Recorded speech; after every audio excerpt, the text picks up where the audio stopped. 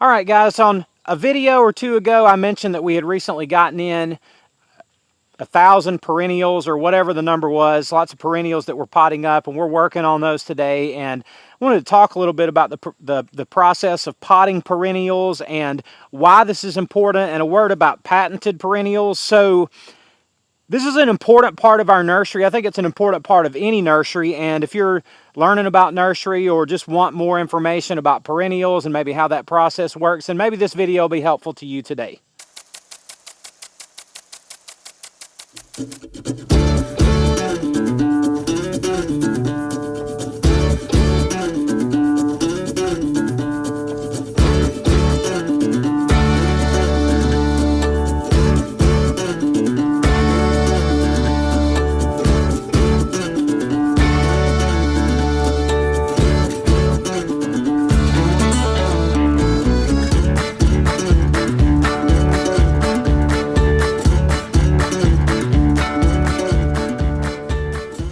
All right, folks, so the kids have started out potting this next tray. It looks like they've done about 20 of them so far, and I wanted to stop and just show you guys what we're doing. This particular plant that we're doing right now, it's called, it's a bee balm. It's a Monarda, also known as a bee balm, and this particular plant, you can see the little bee balm plugs here. This particular plant is really common. It's a great seller, and it's just kind of a must-have plant for the nursery. But I want to show you the exact variety that we're potting. We do a couple of these, but this particular one, it's a Monarda, and the variety's name is Bee Free, and this is a patented variety, trademark variety.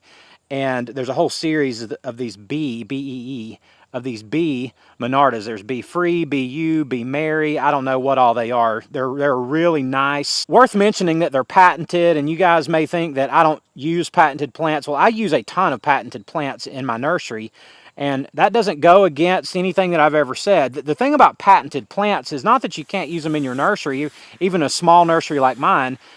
The thing is that you got to understand is that you just can't propagate them. Now, I just buy this tray in. This is 72 plants. This probably costs $70 to $75. They're about 90 cents to $1 a piece. You just pay the royalty for a patented plant when you buy them, no problem. And you pot them up and then you just sell them next year. Great. I mean, I'm paying just say $1 each for these. I'll sell them next year for $7 or $8 each, and they overwinter. This particular variety overwinters really well in pots. So, you know, we'll 6 or 7 or 8x our money on this in just a matter of 9 or 10 months. So patented plants are great to have in your nursery. I encourage you to have all kinds of patented plants if you want to go that direction. You just cannot propagate them legally at all until their patent has expired. So I just thought that that was worth mentioning, and we have several patented plants that we're potting and growing all the time. We just buy them in as plugs or as bare root or whatever size liners, and then we grow them out from there.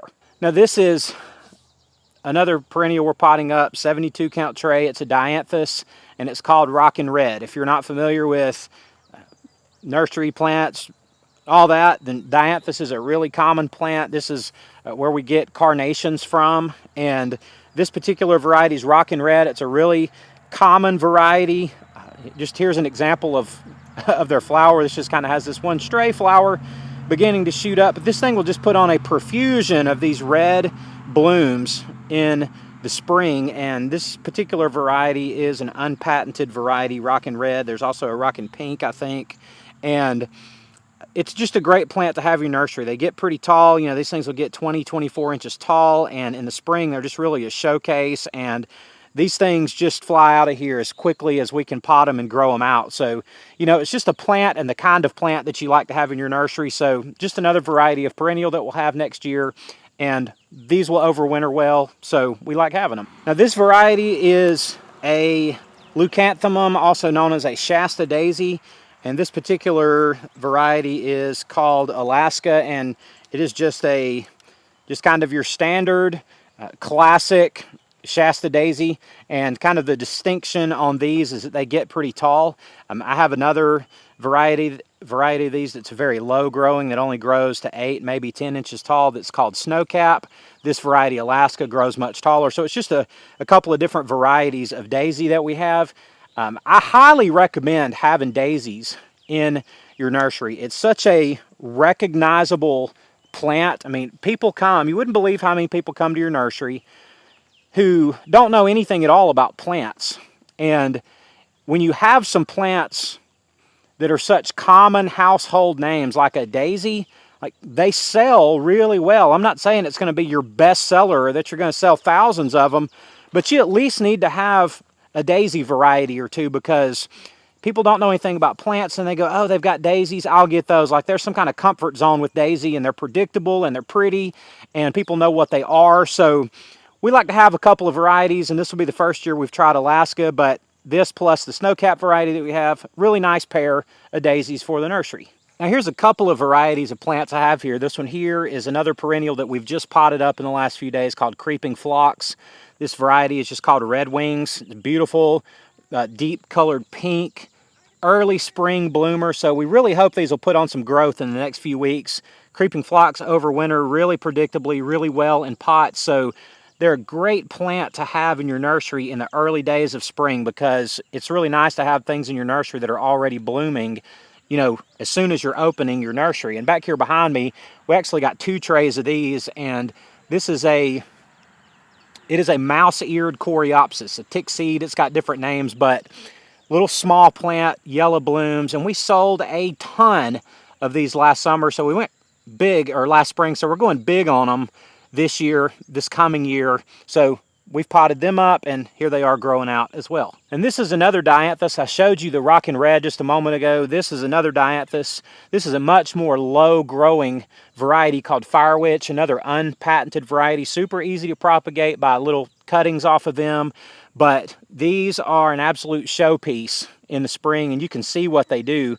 It's just kind of a grass-looking plant. Looks like grass. They don't get bigger than that, but they will send up an absolute profusion of these pink blooms also in early spring. So we've sold a ton of these in the past, and it's just one of those plants. Again, they overwinter well. Don't have to worry about them dying off on you over the winter, and we like to have a good number of these in our nursery. Now this is just another section of the nursery we moved over here to, and these are some others that we've potted up, and we have others. I'm just trying to kind of give you a good sample of what we have, but the plant up there closest to the camera that I'm pointing to right here is a variety of lavender called Big Time Blue, and never had lavender before, but everybody tells me I need to get it, and customers are asking for it, so we're going to try lavender this year.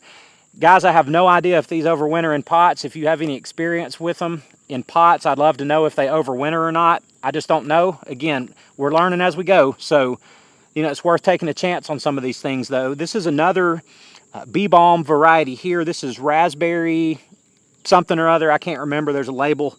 There's a label over here somewhere, but it's a red variety of bee balm. Over here on my right, more Shasta Daisies. These are actually Annabelle hydrangeas right here, and you can kind of get the idea of just us trying to increase our perennial varieties. Over there, there's another variety of coreopsis or tick seed called Red Satin, patented variety.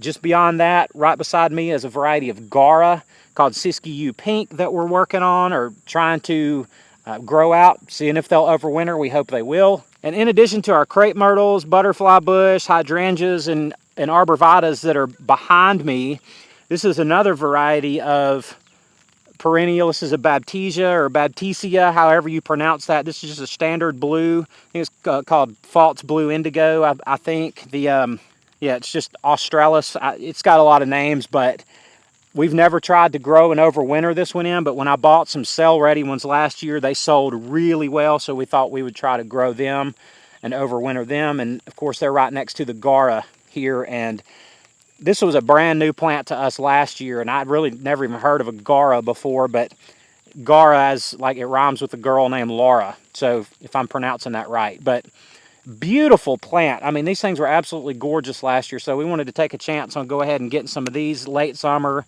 and trying to get some growth on them and then trying to overwinter them. So we're really looking forward to expanding our perennials for next year, and this is just one way that we're trying to do it. And we'll add to these again in the spring and into early summer next year, but this is kind of one step in the direction of more and more perennials for our nursery. So what we're really trying to show you guys is a continuation of the expansion of our learning and the expansion of our nursery. So in growing out these perennials, what we're betting on is that these things are going to overwinter in their pots. And I know that some of them overwinter perfectly well. Some of them, I just don't know. But that's how we're going to learn, is by experimenting with these year to year to year. And if they do well, then we'll know next year to get more of them and to expand to more varieties for next year. So as always, we're experimenting as we're trying to grow our nursery and have more and more and more selection for our customers, and just more and more volume of plants and plant material to be able to grow ourselves.